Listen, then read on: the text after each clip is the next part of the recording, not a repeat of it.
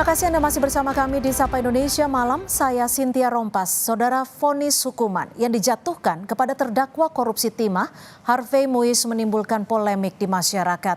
Banyak kalangan yang menilai vonis yang dijatuhkan terlalu ringan untuk kasus korupsi yang merugikan negara hingga 300 triliun rupiah. Presiden Prabowo sebelumnya sempat menyindir vonis ringan yang diberikan kepada terdakwa korupsi. Dari 10 terdakwa kasus korupsi timah, semuanya mendapat vonis lebih ringan dibandingkan dengan tuntutan jaksa. Pertama saudara, ada Harvey Muiz. Ia dijatuhkan vonis 6 tahun 6 bulan penjara dengan denda 1 miliar rupiah. Sementara tuntutan jaksa adalah penjara 12 tahun dengan denda 1 miliar rupiah. Lalu yang kedua saudara, ada Helena Lim yang dijatuhkan vonis 5 tahun penjara serta denda 750 juta rupiah. Sedangkan tuntutan jaksa adalah penjara selama 8 tahun dengan denda sebesar 1 miliar rupiah. Selanjutnya yang ketiga saudara, ada Mohtar Riza Pahlevi yang menjabat sebagai Direktur Utama PT Timah Tbk periode 2016 hingga 2021. Dirinya divonis 8 tahun penjara dengan denda 750 juta rupiah. Sementara tuntutan jaksa adalah 12 tahun penjara dengan denda 1 miliar rupiah.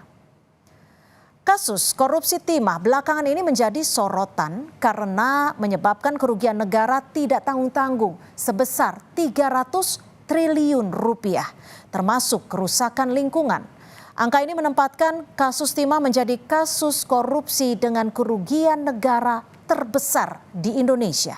Dengan nilai kerugian negara sebesar 300 triliun rupiah, vonis tertinggi hanya diberikan kepada Mohtar Riza Pahlevi selaku Dirut PT Timah dengan vonis 8 tahun penjara. Sementara itu untuk kasus korupsi Duta Palma Group yang merugikan negara sebesar 78 triliun rupiah, terdakwa Surya Darmadi yang sempat buron divonis 16 tahun penjara. Surya Darmadi juga pernah ajukan peninjauan kembali atau PK, namun hasilnya ditolak oleh Mahkamah Agung. Dan yang ketiga ada kasus korupsi proyek BTS 4G yang meraup kerugian negara sebesar 8 miliar rupiah. Turut melibatkan mantan Menkominfo Johnny G. Plate, ia akhirnya divonis 15 tahun penjara.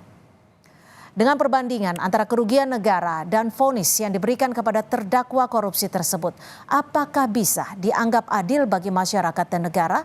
Kita akan bahas usai tayangan berikut.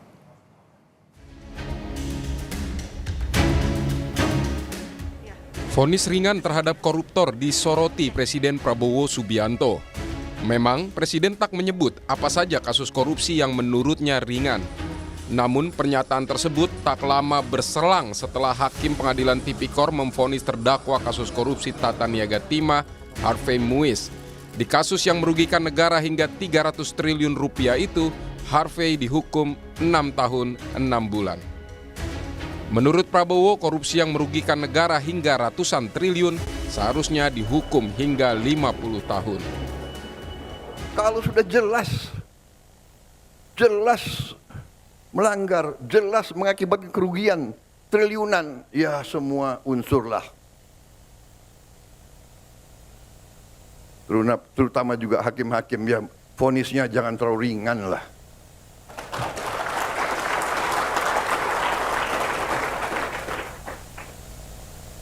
Nanti dibilang Prabowo nggak ngerti hukum lagi. Tapi rakyat pun ngerti, rakyat di pinggir jalan ngerti.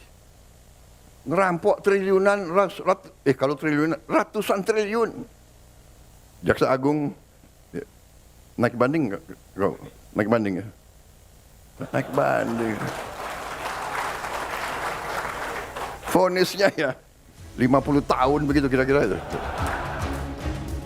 Menteri Hak Asasi Manusia Natalius Pigai kecewa atas vonis yang diberikan Majelis Hakim Pengadilan Negeri Tindak Pidana Korupsi Jakarta Pusat kepada terpidana kasus korupsi Timah Harvey Muiz dan Helena Lim. Menurutnya koruptor adalah juga pelanggar HAM. Namun dia menegaskan pemerintah tak bisa mengintervensi lembaga peradilan. Ada keprihatinan yang kita harus mengungkapkan.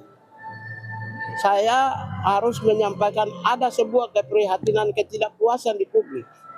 Oleh karena itu ya harus memberikan punishment atau hukuman itu juga harus sesuai dengan perbuatan yang diterima.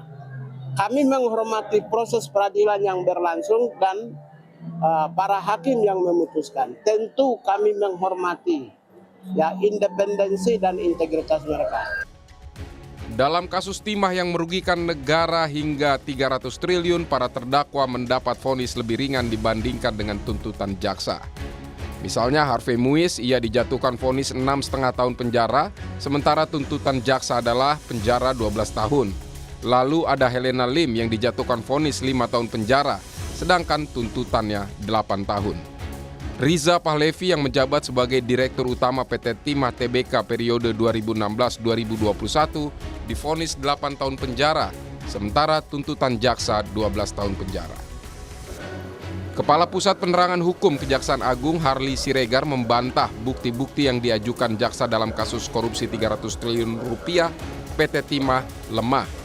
Menurutnya bukti yang diajukan sudah linear dengan tuntutan, tetapi ada subjektivitas hakim dalam memutuskan perkara. Kalau Anda mengikuti bagaimana pertimbangan-pertimbangan yang disampaikan oleh majelis hakim dalam persidangan itu, sesungguhnya apa yang sudah diajukan oleh penuntut umum terkait dengan pemenuhan alat bukti pasal 183, 184 itu sudah sangat linear, ya. Hanya saja kan bahwa pertimbangannya menyatakan tuntutan itu terlalu tinggi, jadi ada subjektivitas di situ, ya. Kalau dari sisi substansi nggak ada masalah. Dengan kerugian negara sebesar 300 triliun rupiah, vonis tertinggi di kasus Timah hanya kepada Mokhtar Riza Pahlevi selaku Dirut PT Timah dengan vonis 8 tahun penjara. Sementara untuk kasus korupsi Duta Palma Group yang merugikan negara sebesar 78 triliun rupiah, terdakwa Surya Darmadi yang sempat buron divonis 16 tahun penjara. Sebelumnya Surya Darmadi juga pernah ajukan peninjauan kembali, namun hasilnya ditolak Mahkamah Agung. Dan yang ketiga ada kasus korupsi proyek BTS 4G yang meraup kerugian negara sebesar 8 miliar rupiah, turut melibatkan ex-Menkominfo Johnny G. Plate. Ia akhirnya divonis 15 tahun penjara. Vonis hakim diharapkan bisa menimbulkan efek jera kepada koruptor, apalagi jika merugikan negara hingga triliunan rupiah. Tim Liputan Kompas TV.